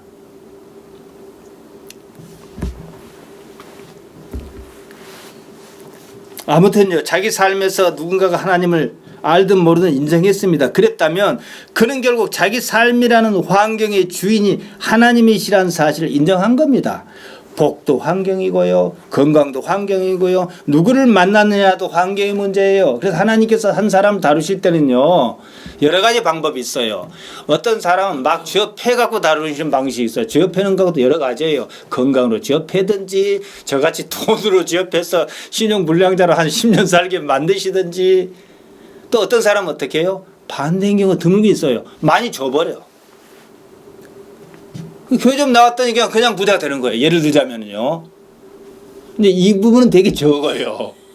근데 하나님 그건 나도 그랬으면 좋겠는데 아니 하나님께 너는 지업해야 정신 차려. 그러면 지업해는 것이고 어떤 사람은 좀 주면 좋아라고 감사하니까 주는 것이고 하나님 마음이에요. 그래서 성경의 기적이 뭐예요? 표적이라고 세미이라는 얘기야. 모든 기적은 경험하면 하나님을 알게 하려는 표시일 뿐이라는 얘기죠. 다우마나 테라스가 아니다 이거죠. 우리가 그걸 알면은 복이 있어요. 왜냐? 악한 자라도 자녀에게 좋은 것을 줄 줄 알거든. 하물며 하나님께서 우리를 복구시겠습니까? 이건 기초생활 보장을 말씀하신 거예요. 마지막에 제가 말씀드릴게요. 우리 육신은 부모로부터 나왔습니다. 그러나 영 푸념하는 본디 하나님께로부터 온 것입니다. 영을 뭐라고 정의했던 그것이 환경을 만납니다. 하나님께서는 환경으로서 역사하시며 당신 자신을 드러내십니다. 복음은 그 사실을 깨닫고 알아가는 고도의 인식작용이라는 거예요. 그러므로 우리는 우리 의식이 하나님과 일치를 꾀가는 쪽으로 나아갑니다. 사람은 자신이 처한 환경에서 의식 또한 성장합니다. 그래서 제가 모글리 얘기했잖아요. 늑대소년. 늑대에게 젖을 먹고 자란 아이는 결국은 사람이 못 되더라. 그 유년 시절은 그만큼 중요한 거예요. 그 최고의 경지가 뭐냐? 이제 우리가 신앙생활을 잘 해왔어요. 어쨌든 하나님 알았어요. 감사하고 만족도 알고 뭐 영적 세계를 알았다 그럽시다. 그러면 그 사람이 누릴 수 있는 최고의 경지, 원하는 최고의 경지가 뭡니까? 합일이에요. 하나님께서 내 안에, 내가 하나님 안에.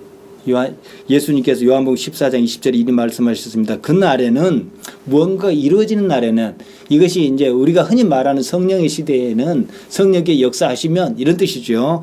내가 아버지 안에 너희가 내 안에 내가 너희 안에 있는 것을 너희가 알리라는 거예요. 합일의 경제지요. 우리 신앙이 추구하는 궁극적인 겁니다. 단지 영, 푸념으로서만이 사람이 합일을 꾀할 수 있어요. 육신의 문제는 아닙니다. 합일을 달리 말하면요. 합일을 달리 말하면 뭐겠습니까? 사랑입니다. 사랑은 너와 내가 없는 거예요. 근데 사랑이 가장 중요한데 우리는 우리 관념상을 감동적으로 받아들이지는 않아요. 그 전 단계가 뭐예요? 하나님의 나라죠. 그래서 성경에 요한이 마지막으로 쓸 때 하나님은 사랑이시라 이랬던 거예요. 가장 중요한 다는 사실 그거예요. 그것은 다른 말로 얘기하면 너와 내가 따로 없음이에요. 구분이 없지요. 경계가 없지요. 우리 신앙은 본디 하나님으로부터 온 영 푸뉴마를 어떻게 살려내고 또 어떻게 회복하며 또 어떻게 성장시킬까 그 문제입니다. 의식이 나라 할 수는 없어요. 나의 의식이라고 말할 수 있기 때문에 그래요. 그렇다면 의식도 나의 것이 되잖아요. 나는 다만 그 의식의 주체일 수는 있습니다. 나는 무엇일까요? 간단히 말씀드릴게요. 지켜보는 자입니다. 어떤 최고 경제 의식의 세계에서 내가 그 잠깐 있을 수 있다 그러면은 이 세상을 보는 눈에 감정이 개입하지 않아요. 그게 좋은 감정이든 나쁜 감정이든 그냥 물끄러미 바라보는 그 능력으로 있을 수가 있는 거죠. 나는 나의 생각을 지켜볼 수 있어요. 이게 자기 발견의 방법입니다. 나는 나의 감정을 지켜볼 수 있습니다. 나는 나의 행동을 지켜볼 수 있습니다. 그러한 나에게는 어떠한 감정도 없습니다. 나에게는 어떠한 판단도 없습니다. 그냥 납니다. 지금 나는 나라고 하는 것을 지켜보고 있어요. 그것이 나의 본질입니다. 그러니까 우리가 이 세상에 휘둘리지 않으려면 어떻게 하냐. 내가 기분이 좀 나빴다. 누구도 속상했다. 그러면 내가 지금 누구 때문에 무슨 일 때문에 속상해하고 있구나 하는 거예요. 근데 속상하고 있는 것이 나가 아니에요. 그건 육신의 일이에요.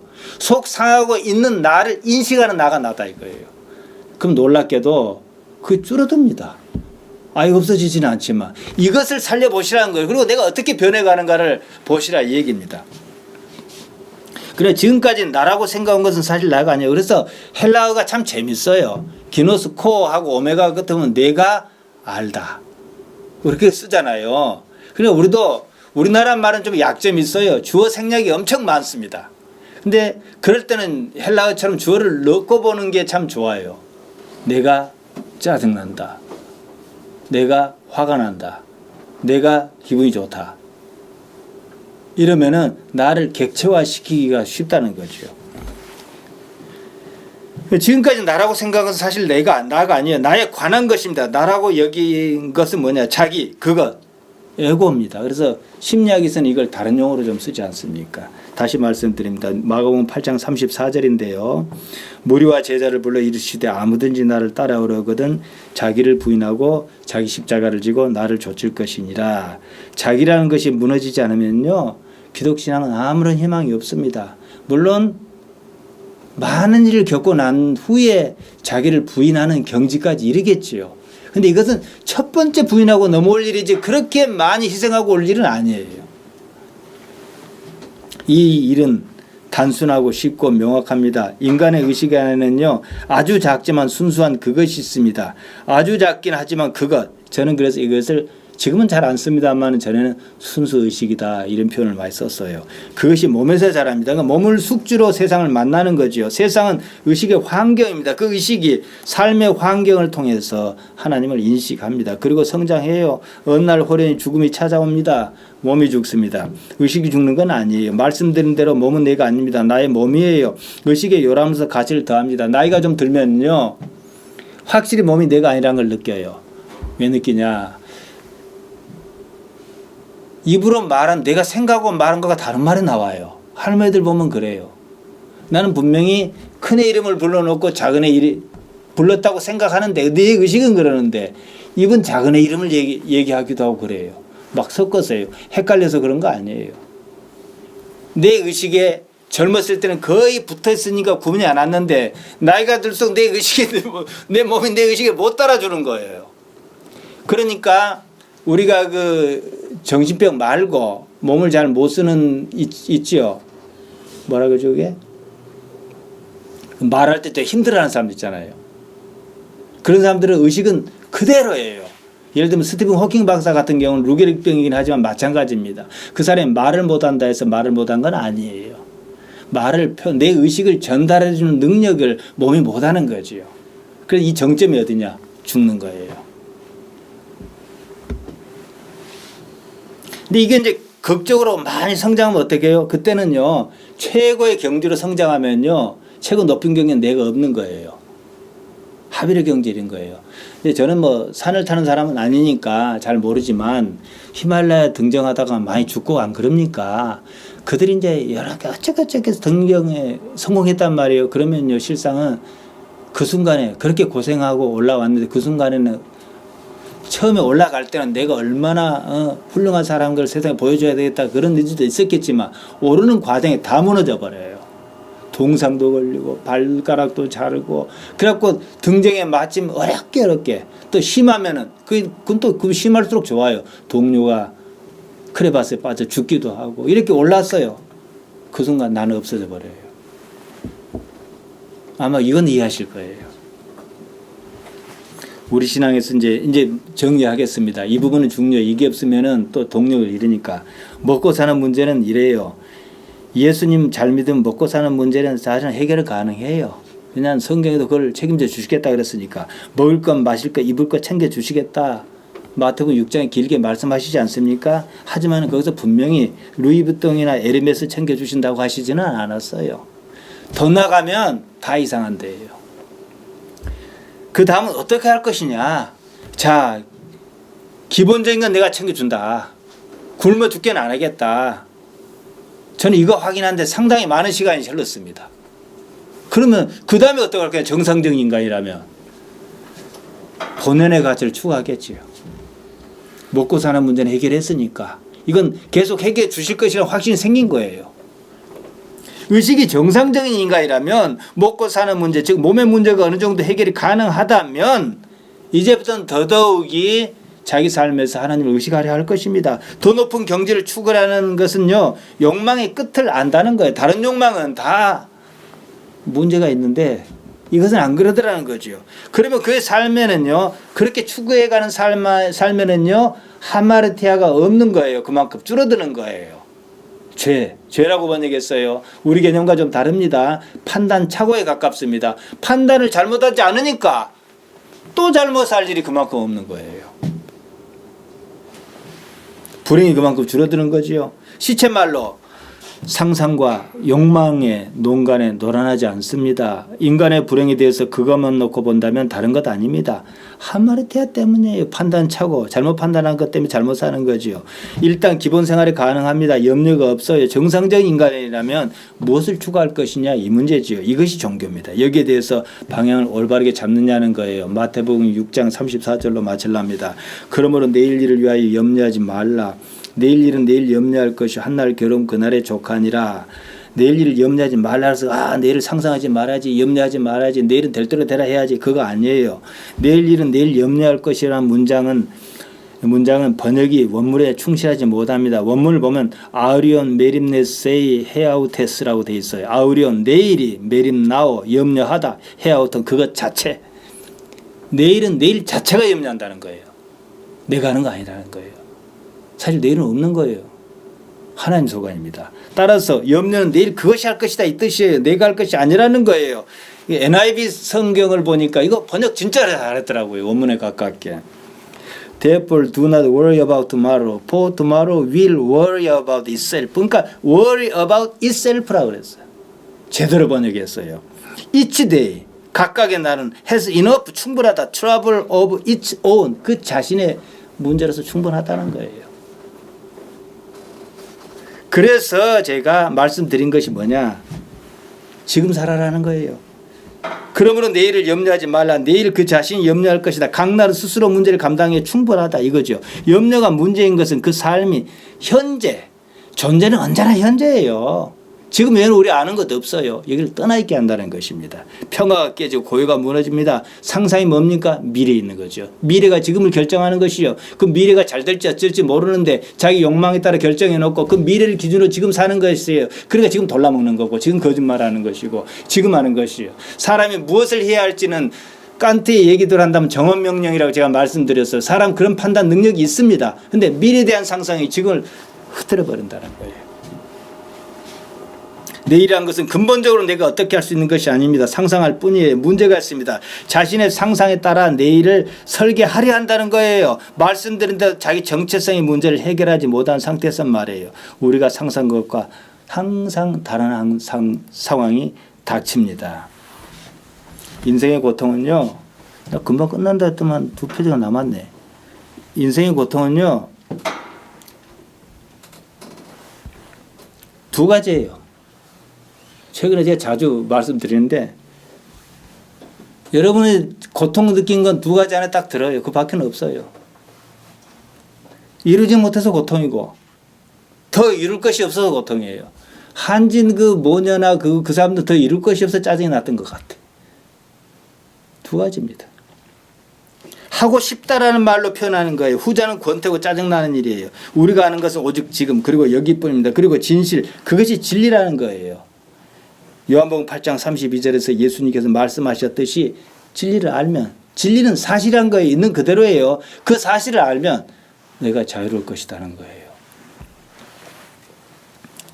현 존재는 하이데거가 쓴 것하고는 같은 말인지 어쩐지 모르겠어요. 저는 하이데거를 공부한 적이 없으니까요. 아무튼요.